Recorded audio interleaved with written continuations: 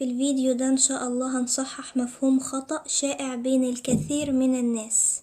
أولا المفهوم الغلط ده هو إن معظم الآباء والأمهات في مصر بيطلقوا على الطفل اللي في KG1 أو KG2 إن هو بيروح حضانة أو هو في الحضانة، وده مفهوم غلط تماما.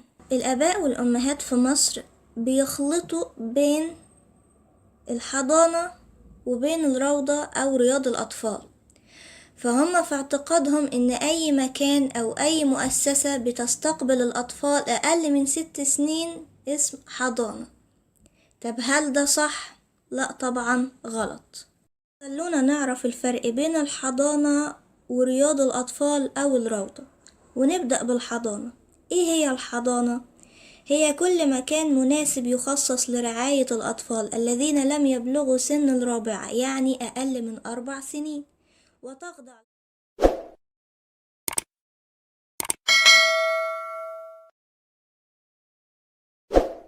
لإشراف ورقابة وزارة الشؤون الاجتماعية طبقا لأحكام قانون الطفل رقم 12 لسنة 1996.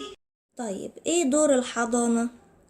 الحضانة تهدف إلى رعاية الأطفال اجتماعيا وتنمية مواهبهم وقدراتهم وتهيئة الأطفال جسميا وعقليا ووجدانيا واجتماعيا تهيئة سليمة بما يتفق مع أهداف المجتمع، ونشر الوعي بين أسر الأطفال لتنشئتهم تنشئة سليمة. يعني بكل بساطة الحضانة هي مكان بيستقبل الأطفال الأقل من 4 سنين وبيرعاهم وبينمي المواهب والقدرات اللي عندهم وبيهيئهم من جميع النواحي جسميا وعقليا ووجدانيا واجتماعيا تهيئة سليمة تتفق مع أهداف المجتمع، وبيعرف أسر الأطفال إزاي تتعامل مع أطفالها بشكل كويس وتفهمها أكتر.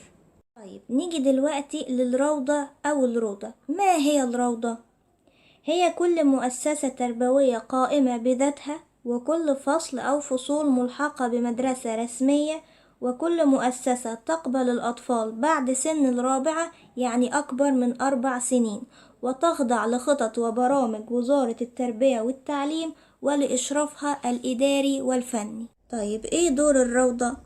الروضة تهدف إلى مساعدة أطفال ما قبل المدرسة على تحقيق التنمية الشاملة والمتكاملة لكل طفل في المجالات الجسمية والعقلية والوجدانية والاجتماعية والدينية.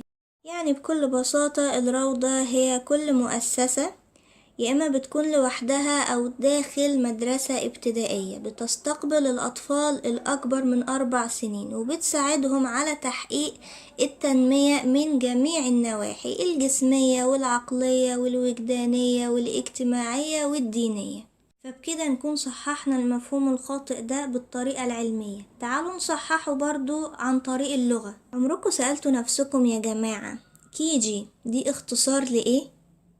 أو إيه هي الكلمة الأساسية أصلا؟ طيب أنا أقول لكم، كيجي دي اختصار من حرفين لكلمة أصلها كيندرجارتن. الكلمة دي باللغة الإنجليزية طبعا لو جينا نترجمها أو نعرف معناها باللغة العربية هنلاقي معناها أو ترجمتها روضة الأطفال أو حديقة الأطفال. فبكده الطفل اللي في KG1 أو KG2 بيروح روضة مش حضانة.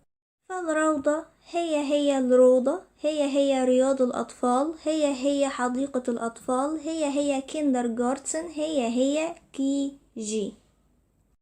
ودلوقتي أخيرا عرفنا الفرق بين الحضانة والروضة.